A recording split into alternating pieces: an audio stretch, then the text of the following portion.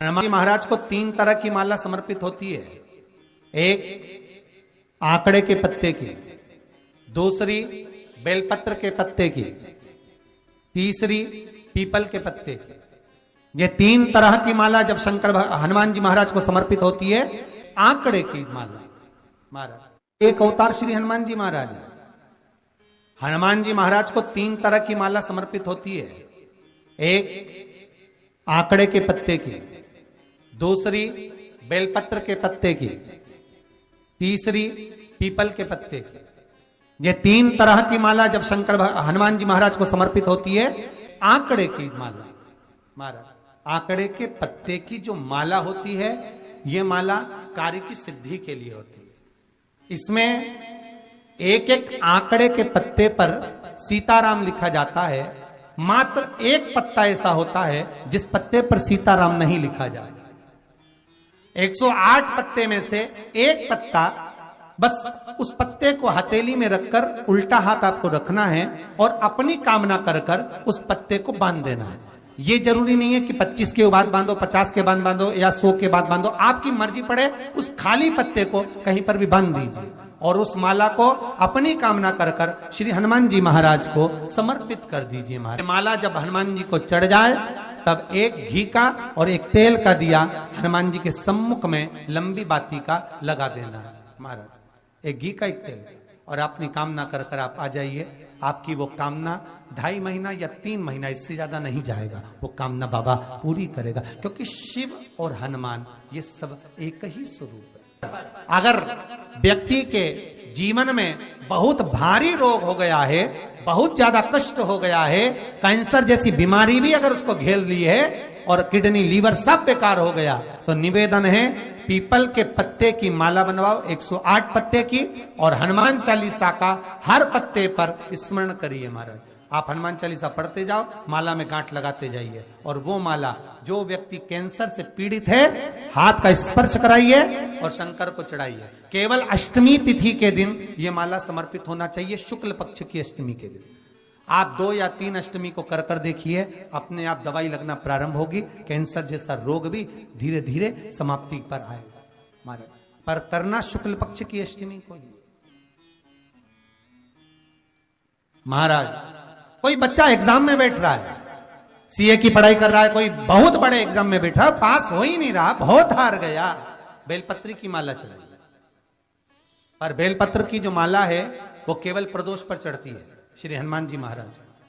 आप बेलपत्र की माला चढ़ाओ, 108 बेलपत्र आप श्री शिवाय नमस्तुभ्यम मंत्र का जाप कर कर गांठ लगाकर भगवान श्री हनुमान जी महाराज के सामने पहुंचकर माला को सीधी रखकर, जो व्यक्ति एग्जाम में बैठ रहा है, नौकरी के लिए, अन्य पढ़ाई के लिए, अगर कंपटीशन एग्जाम में भी बैठ रहा है, तो माला को हनुमान जी महाराज, और हनुमान जी कौन से होना चाहिए?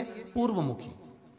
हनुमान दक्षिण मुखी नहीं चाहिए, पूर्व में जिन हनुमान जी का मुख हो वो माला ऐसी समर्पित कर कर हनुमान चालीसा का पाठ कर कर 3 बार स्मरण कर कर माला श्री हनुमान जी को पहना दीजिए। ऐसा कोई एग्जाम नहीं जिसमें से आप निकल ना पाए, पर करना आपको पड़ेगा। प्रदोष का दिन होना चाहिए, प्रदोष के दिन भगवान, और प्रयास जहां तक हो सके प्रदोष काल में अगर चढ़ाएंगे तो ज्यादा फलदायी रहेगा प्रदोष। और कई लोग तो ऐसे हैं, उनको आज तक हनुमान चालीसा पढ़ना नहीं है, आज तक कोई चालीसा, चाहे गायत्री चालीसा हो, लक्ष्मी चालीसा हो, शिव चालीसा हो, पढ़ना ही नहीं आती, बस बैठ गए भगवान के सामने और पढ़ लिया आसन लगा के। नहीं नहीं नहीं, चालीसा पढ़ने का भी एक नियम है। अगर कोई लक्ष्य लेकर पढ़ रहे हो तो उसका एक नियम है। पूरी जिंदगी पढ़ते रहोगे तो भगवान की प्राप्ति नहीं है, पर लक्ष्य लेकर अगर पढ़ा है, आसन से जिस भगवान की चालीसा पढ़ रहे हो उसकी मूर्ति या उसका फोटो आपके सामने होना चाहिए। एक घी का दिया, अगर हनुमान चालीसा पढ़ रहे हो तो या तो घी का दिया जलाओ, वो भी गाय के घी का हो, भैंस के घी का मत जलाना। हनुमान जी कभी प्रकट नहीं होंगे भैंस के घी से। घी का दिया लगाइए अगर चालीसा का पाठ कर रहे हो हनुमान जी का। और बहुत ज्यादा संकट है, बहुत ज्यादा परेशानी है, तो हनुमान चालीसा का पाठ करो तो तिल्ली के तेल का दिया लगाओ,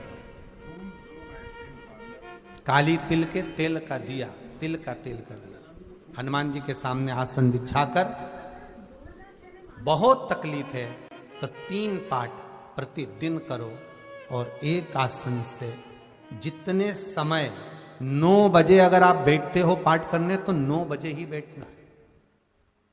11 दिन तक प्रतिदिन 3 पाठ रोज करो। एक पानी का लोटा, कलश, तांबे का जल अर्थात तांबे का लोटा हो, स्टील का लोटा हो, तुम्हारे पास जो कलश हो उसमें जल भरकर एक सिक्का उसमें पटक कर, एक लौंग पटक कर प्लेट से ढक कर रख दो और प्रतिदिन बस टाइम पर बैठकर पाठ करो। 11 दिन पूर्ण होंगे, जिस कामना से आपने पाठ करा है बस वो सिक्का, वो लौंग कलश में से निकाल लो, जल का आचमन करो और जिस काम के लिए करा है वो जल उस प्रयोग में ले लो। उस प्रयोग, किसी से बात करने जाना है तो वो जल पी कर जाइए, कोई से हाथ मिलाना है तो वो सिक्का, वो लौंग अपने हाथ में रखिए, अपने साथ रखिए।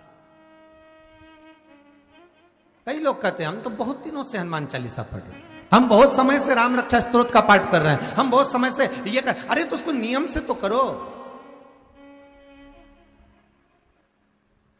हनुमान चालीसा का प्रागट्य केवल एक दिल से की गई स्तुति। हनुमान जी महाराज की स्तुति, राम जी महाराज की स्तुति तुलसीदास जी ने केवल दिल से करी थी, केवल मन से। और ये नहीं कहते कि हनुमान चालीसा पढ़ोगे तभी भगवान, नहीं नहीं, आप दिल से अगर भगवान को पुकार लीजिए, आप दिल से पुकारो उसको, वो आएगा। नियम है महाराज, बहुत ध्यान दीजिएगा। पंचमुखी हनुमान का एक स्मरण, पंचमुखी हनुमान का एक भाव। महाराज जैसे बहुत ज्यादा तकलीफ अगर व्यक्ति को हो गई है, बहुत कष्टमय जीवन चल रहा है, हार गए हर जगह से और तकलीफमय जीवन चल रहा है, तो पंचमुखी हनुमान का एक शिव महापुराण का और स्कंद पुराण का एक बड़ा सुंदर मंत्र है। उस मंत्र को आप सब एक बार हमारे साथ में बोलें। ओम नमो हनुमते रुद्र अवताराय सर्व शत्रु संहारणाय सर्व रोग हराय सर्व वशीकरणाय रामदूताय स्वाहा। बस इस मंत्र को हाथ में काली तिल लेकर, एक जौ लेकर और गूगल लेकर, थोड़ा सा उसमें गाय का घी डालकर, कंडे को या अग्नि को जलाकर इस मंत्र का 11 बार 21 बार जाप कर कर अपनी कामना कर कर छोड़ दीजिए।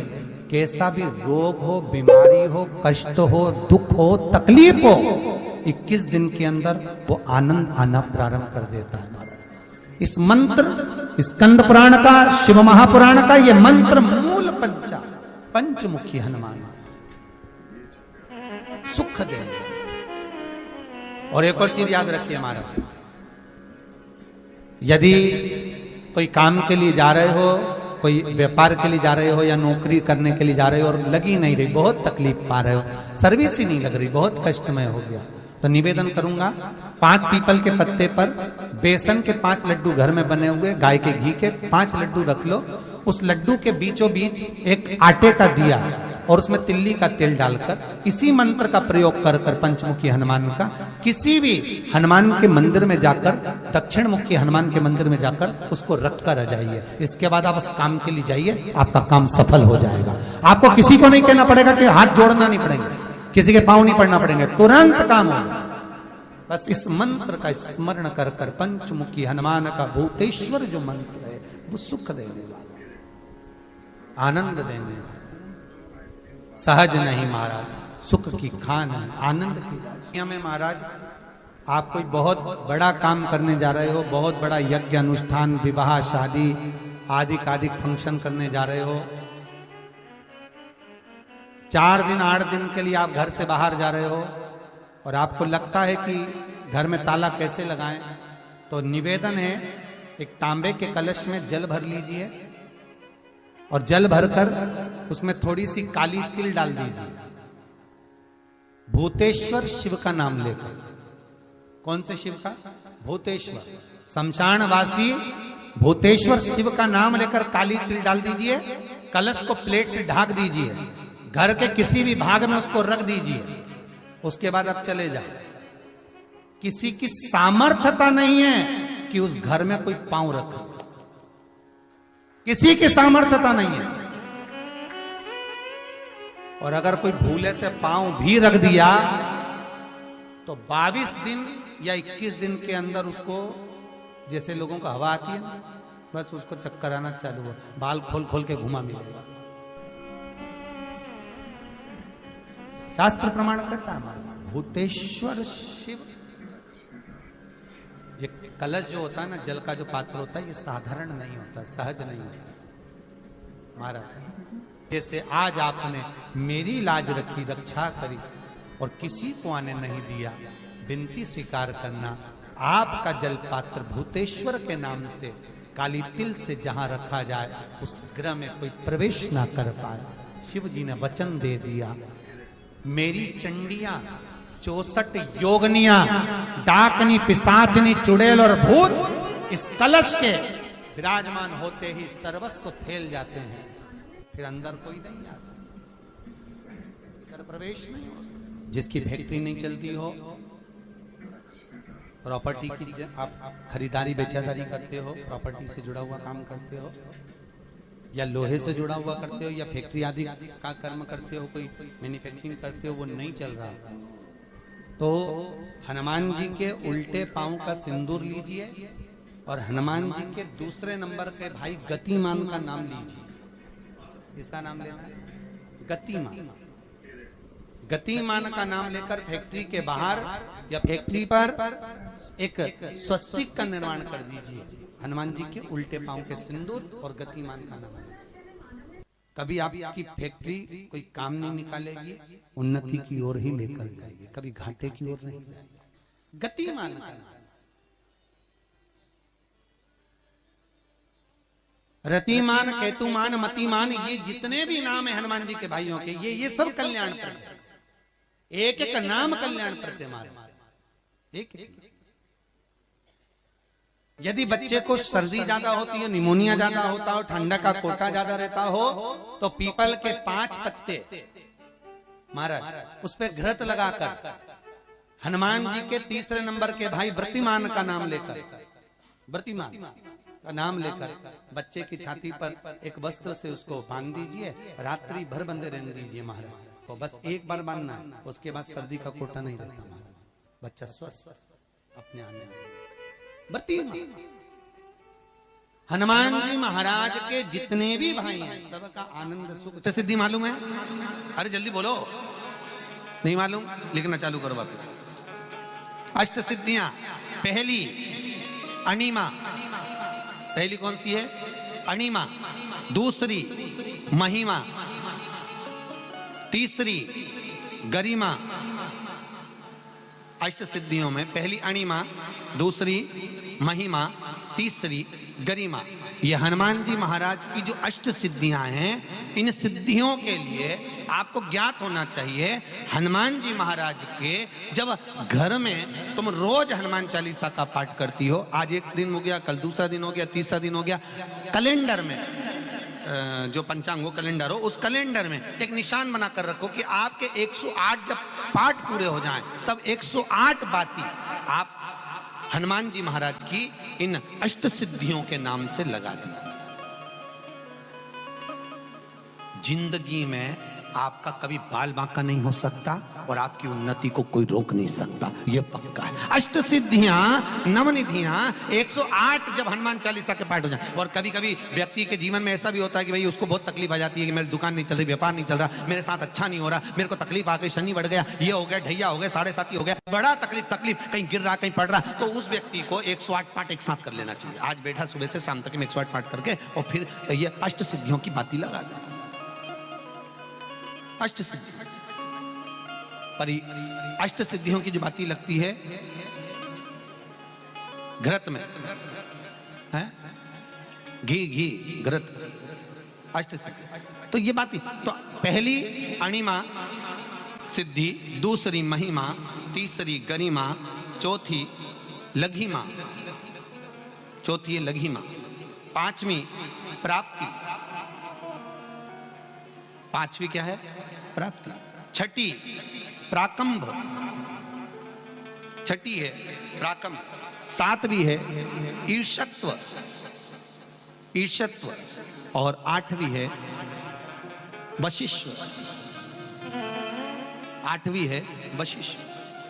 ये हनुमान जी महाराज की 8 सिद्धियां और 9 पूरी हनुमान चालीसा की एक एक चौपाई में एक एक चीज से एक एक बीमारी का इलाज है, एक एक बीमारी का। महाराज हनुमान चालीसा की एक एक चौपाई से एक एक बीमारी का।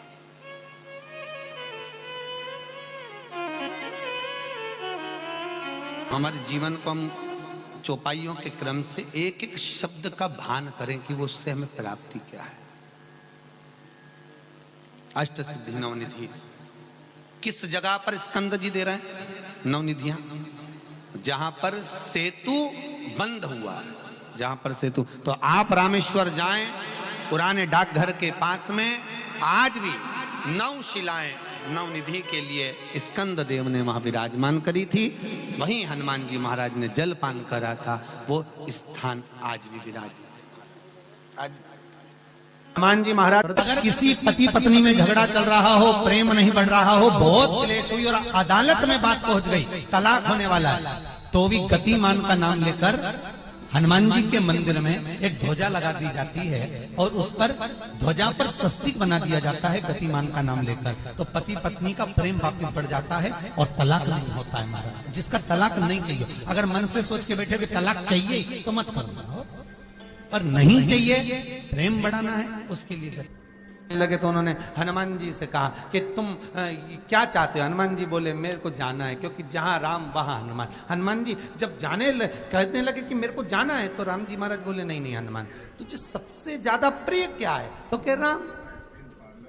तो हनुमान तू कह रहा है सबसे ज्यादा प्रिय है राम प्रिय है, तो एक बार जिस समय देवऋषि नारद का अपमान हुआ, विश्वामित्र बाबा का अपमान हुआ, उस समय पर एक राजा ने जब अपमान करा तो तूने उसको राम नाम लिखकर एक जगह पर बिठा दिया और कहा कि तू राम नाम जपते रहे। उसने राम नाम जपा। तब हनुमान याद कर, मेरे सम्मुख में तू खड़ा था और युद्ध होने वाला था, तो तूने क्या कहा था? प्रभु आप इसको मार नहीं सकते क्योंकि ये आपका नाम ले रहा है। राम से बड़ा होता है राम का नाम, आप इसे मार नहीं सकते। तब आपने ये संवाद कहा था, हनुमान बता तेरी प्रियता क्या है? हनुमान जी कहते हैं प्रभु आपने मुझे जगा दिया, क्योंकि मुझे श्राप ये मिला था कि तू जागेगा किसी की जगाने पर, आपने मुझे जगा दिया। इसलिए है नाथ, अब मैं जाना नहीं चाहता, सत्संग करना चाहता।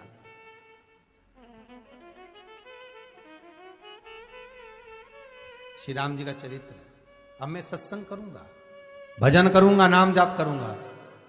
पर राम जी जानते हैं हनुमान से कहा, हनुमान मेरा जाने का समय आ गया, मुझे तो जाना पड़ेगा ना। सीता पृथ्वी में चली गई, मुझे भी जाना है। मैं सरयू के जल में अपने प्राणों को त्यागूंगा, मानव का शरीर है, इसको त्यागना तो पड़ेगा ना हनुमान। हनुमान जी बोले तो त्याग दो, त्यागने में क्या दिक्कत है, त्यागो आप तो। पर दिक्कत एक बहुत बड़ी है। तो राम जी ने जैसी कहा दिक्कत बहुत बड़ी है, तो हनुमान जी पूछे ऐसी कौन सी दिक्कत है? हनुमान जी के शब्द सुने तो राम जी बोले, जब जिस समय पर तुम सूर्य को निगल गए थे, इंद्र को क्रोध आया था और इंद्र ने तुम पर वज्र का जब प्रहार करा था, जब वज्र का प्रहार इंद्र ने करा तब तुम्हारा नाम हनुमान हुआ। तब सारे देवी देवताओं ने तुम्हें वर प्रदान करा। उस जगह पर यमराज भी खड़ा था, तो यमराज ने तुम्हें वर दिया था कि जहां हनुमान होगा वहां यमराज नहीं होगा। अब दिक्कत यह है कि मुझे प्राण त्यागना है और तू मुझे 1 मिनट के लिए नहीं छोड़े, तो यमराज आएगा कैसे? दिक्कत वहां अड़ी पड़ी है।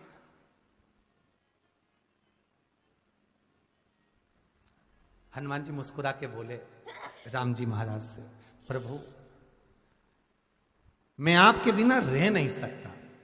तो राम जी बोले मैं भी जानता हूं कि तू मेरे बिना नहीं रह सकता, पर एक काम तो कर सकता है ना। क्या? मैं अगर कोई काम बताऊंगा तो तू करेगा कि नहीं करेगा? हनुमान जी बोले आपका काम और मैं ना करूं, ऐसा कभी हुआ है? जरूर करूंगा। ठीक है, बस अब राम जी महाराज ने सोच लिया कि हनुमान को जाने से पहले काम पर लगाना। अब वो कौन सा काम था? बोलो रे भाई, हनुमान जी को कहां काम पर लगाया राम जी ने? किस जगह पर काम पर लगाया? अरे सभी ने रामचरितमानस सुनी है, खूब सुनी, जल्दी बताओ। राम जी महाराज ने प्राण त्यागते समय, सरयू जी में प्राणों को देते समय, राम जी ने हनुमान जी को किस काम में लगाया था? कि राम जी ने अपने हाथ की एक मुद्रिका जिस पे राम लिखा हुआ था, वो मुद्रिका एक अयोध्या की एक सरंग में जमीन में डाल दिया और हनुमान से कहा जा जरा ढूंढ के लेके आ, मैं अभी घूम कर आया। और हनुमान जी तलातल रसातल भूमि के नीचे पताल में चले गए उस मुद्रिका को ढूंढने के लिए जिस पे राम लिखा है। और हनुमान जी पूछते भी जा रहे, राम कहाँ है? राम की मुद्रिका पड़ी थी, राम की अंगूठी है। अब राम का ही सत्संग करते करते जा रहे और राम जी चले गए सरयू, क्योंकि हनुमान अगर होगा तो यमराज नहीं आ सकता। हनुमान को यहां से हटाना पड़ेगा, तब यमराज लेने के लिए आ सकता, तब यम आए। और क्योंकि यम अपने नियम को धारण करेगा, चाहे कृष्ण हो चाहे राम। वही बात फिर याद कर लीजिए, अच्छा कर्म, कर्म का दंड तो भगवान को भी भोगना पड़ता है। अगर कोई अदालत में केस चल रहा है, बहुत बड़ी समस्या में आप पड़ गए, बहुत बड़ा टेंशन बिल्कुल आकर खड़ा हो गया है, तो चंदन, एक लाल चंदन बाजार में मिलता है, पूजन वालों के यहां पूछना, लाल चंदन आता है। वो लाल चंदन को घिस कर उसमें थोड़ा सा तिल्ली का तेल डालकर महाराज हाथ में चंदन को लेकर शिवलिंग पर लगाएं और बड़ के पेड़ के नीचे, बड़ के जड़ में जाकर बटकेश्वर महादेव का नाम लेकर उस चंदन को लगाएं। उसी चंदन का हाथ किसी रुमाल पर लगा लीजिए और उस रुमाल को जेब में रखकर, कोई बहुत ज्यादा दिक्कत और परेशानी है उस स्थान पर उसको लेकर बैठ जाइए, मन को भी शांति होगी, कार्य भी सफल होगा और सफलता प्राप्त होगी। बस तुमरुका जी का नाम का उसमें स्मरण करना है, कोई सहज नाम नहीं है। फिर निवेदन करूंगा, नारी अगर बच्चे को जन्म देती है और बच्चा 4 महीना 6 महीने तक गर्भ में रहता है, उसके बाद अवर्षण हो जाता है, तो एक नारियल पर, श्रीफल पर स्त्री के हाइट की मोली, मोली मतलब नाड़ा जो हाथ में बांधते हैं, लच्छा, उसको नाप लीजिए और तुमरुका जी का नाम लेकर उस नारियल पर लपेट कर अपना नाम और गोत्र बोलकर शंकर जी के शिवलिंग के पास में जो जलाधारी होती है चारों तरफ, शिवलिंग के पास में वहां रख दी। शिव के शिवलिंग का स्पर्श करिए, एक बेलपत्र उठाकर मंदिर की चौखट पर खा लो, तुमरुका जी का नाम लेकर। महाराज, होने वाला जो बच्चा है वो पूर्ण होगा, बीच में अवर्षण नहीं होगा, बच्चा समाप्त नहीं होगा महाराज, और स्वस्थ उत्पन्न होगा। ये तुमरुका जी का नाम जीवन में सुख की अनुभूति कराने वाले, आनंद की अनुभूति, सहज नहीं है। शंकर का अनुमोदन, शिव का स्मरण, स्वयं शंकर और पार्वती भगवान आनंद के साथ में चलते। और कई ऐसी हैं जिन्होंने बांधी और तो नहीं हुई है, तो उसके लिए भी ध्यान रखिए।